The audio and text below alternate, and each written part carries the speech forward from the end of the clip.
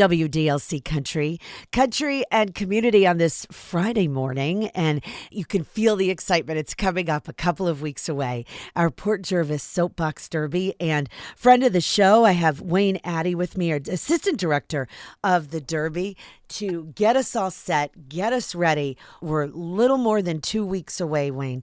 What can you share with us at this point? Oh, good morning, Michelle, and thank you very much for having me. I really appreciate that.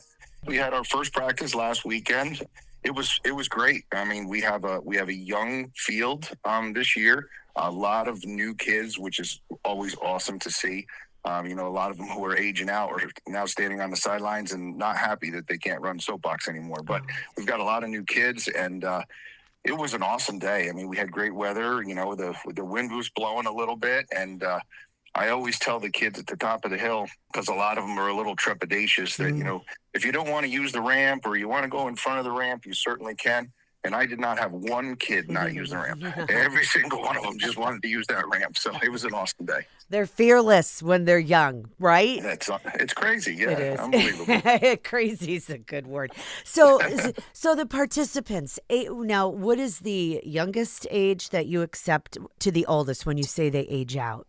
So we have them 8 years old is the youngest, and they can race, believe it or not, until they're 21. I've got kids with driver's licenses that are still racing soapbox, which is neat. Yeah, that's really cool. Is it too late for anybody to register? Is that point past us right now?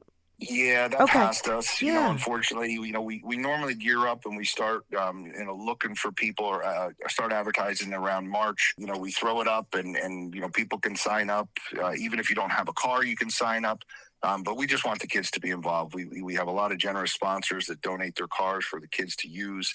And then once again this year, we've got over 90 participants, and we had absolutely no problem finding cars for these kids. So it's great. The window is closed at this point because we have mandatory meetings and then naturally practices that we have to go to.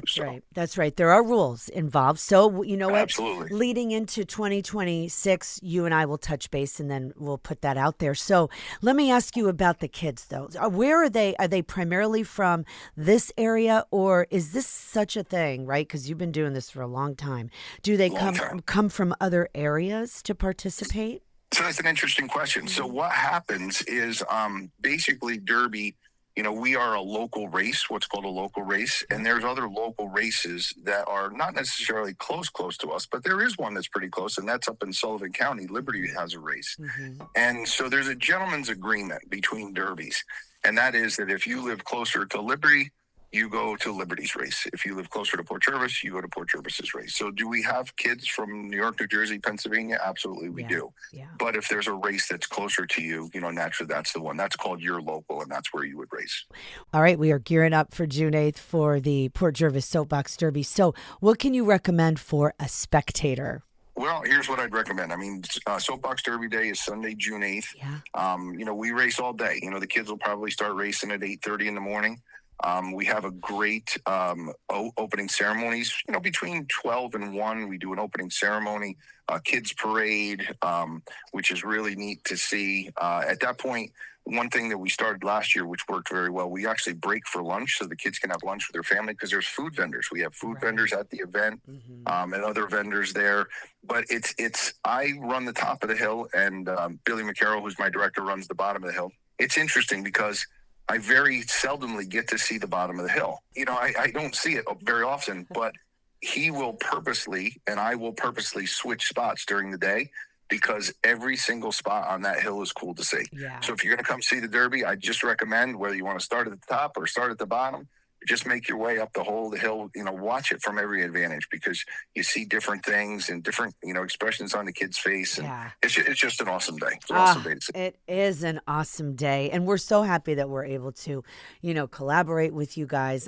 We're going to chat again next Friday as we get a little closer to June 8th for the Port Jervis Soapbox Derby. Wayne Addy, our Assistant Director, I appreciate your time today. You have a great holiday weekend. Yes, you Okay. too, Michelle. Thank you so much. Enjoy. All right. Everybody stay safe out there. And there he goes. He's a busy man. He has a soapbox derby to coordinate and get into over the next couple of weeks with practices. So make it a point. All right, June 8th, and more on our website at WDLCcountry.com.